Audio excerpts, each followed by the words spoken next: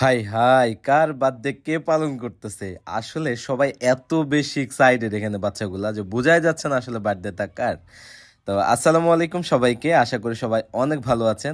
আজকে আমার কাঁধে মোটামুটি অনেক দায়িত্ব, কারণ আজকে আমাদের একটা ফ্যামিলি গেট টুগেদার আছে।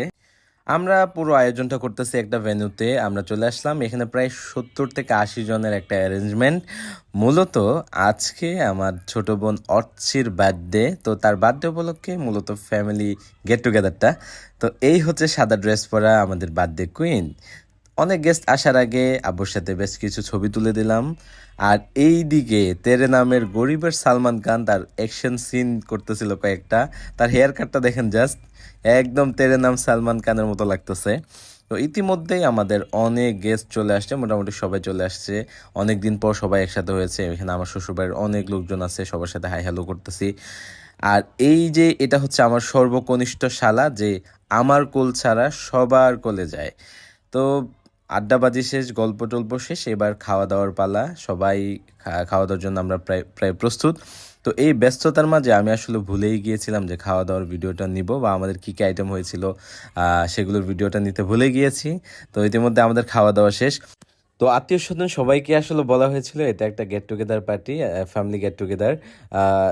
সেজন্য সবাই ওভাবেই আসছে। আর আব্বু একটু কেক কাটা এভাবে উদযাপন করাটাকে অত বেশি প্রাধান্য দেয় না।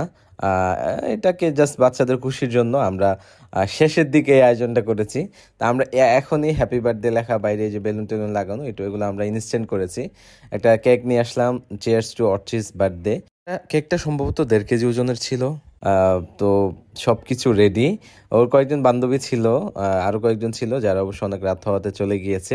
ফাইনালি এখন কেক কাটার পালা। এটার জন্য বাচ্চারা অনেক বেশি এক্সাইটেড। মোটামুটি আমাদের আত্মীয় স্বজনের যত ছোট ছোট বাচ্চা আছে সবাইকে নিয়ে আসছি, কারণ খুশিটা আসলে তাদের। কেক কেটে এ ধরনের বার্থডে পালন করা এটা তাদের কাছে খুবই খুশির। তো দেখতে পাচ্ছেন বাচ্চারা কত বেশি এখানে এক্সাইটেড। এইবার পড়লো কেক বিতরণের দায়িত্ব। তো এবার সবাইকে কেক দিতে হবে। ছোট ছোট করে কেকগুলো কেটে নিয়েছি। যেহেতু বাচ্চারা খুব এনজয় করতেছিল কেক কাটা ছবি তোলা নিয়ে, সেহেতু সবাই রিলেটিভস বড়রা সবাই সামনেই বসেছিল। তো সবার হাতে হাতে কেক দিয়ে আসলাম। আসলে অনেক লম্বা সময় পর এরকম একটা ফ্যামিলি গেট টুগেদার হয়েছে। আহ, মাঝে মধ্যেই হয়, কিন্তু সবাই উপস্থিত হতে পারে না। এখানে মোটামুটি আত্মীয় স্বজনের সবাই উপস্থিত ছিল। আমাদের আয়োজন শেষ, তো সব কিছু খুলে নিয়ে চলে যাব। তো এতক্ষণ আমি ছবি বা ভিডিওতে কোনোটাতেই আসতে পারি নাই। ফাইনালি ভাবলাম নিজের ক্যামেরায় নিজেই বন্দি হই। আমার এই দুঃখ বুঝতে পেরে আমার এক শালিকা একটু আবদার করলো একটা ছবি তুলে দিবে। তো আমি আমার কমন পোজে বসে গেলাম, এটাই আসলে আমার বসার কমন পোজ। তো আমাদের আয়োজনটা শেষ হলো।